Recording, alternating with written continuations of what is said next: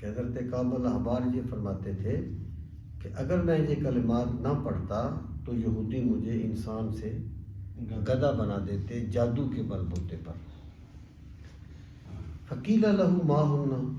تو ان سے کہا گیا، حضرت کعب الاحبار سے کہا گیا وہ کلمات کیا ہیں جو تم پڑھتے ہو جس کی وجہ سے تم ان کے جادو سے بچے ہوئے ہو؟ قالا، تو انہوں نے فرمایا اعوذ بوجہ اللہ العظیم، یہ کلمات ہیں، میں ان کا ترجمہ کر رہا ہوں کہ میں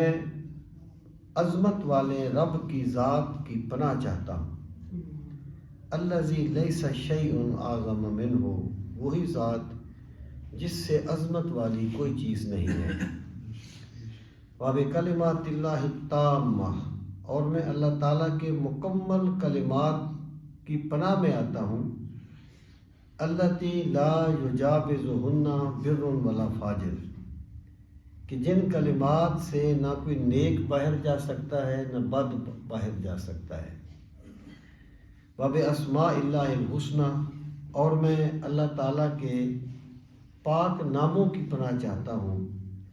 ما علمت منہا، ان میں سے جنہیں میں جانتا ہوں،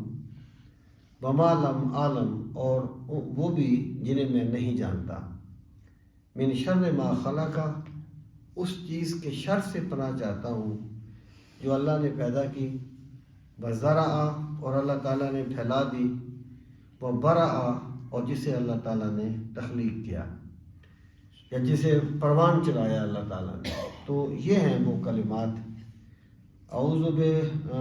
بوجہ اللہ العظیم الذی لیس شیء اعظم منہ، وبکلمات اللہ التامہ التی لا یجاوزہن بر ولا فاجر، وباسماء اللہ الحسنی ما علمت منہا وما لم اعلم، من شر ما خلق وزرع وبرع۔ تو ان کلمات کی وجہ سے حضرت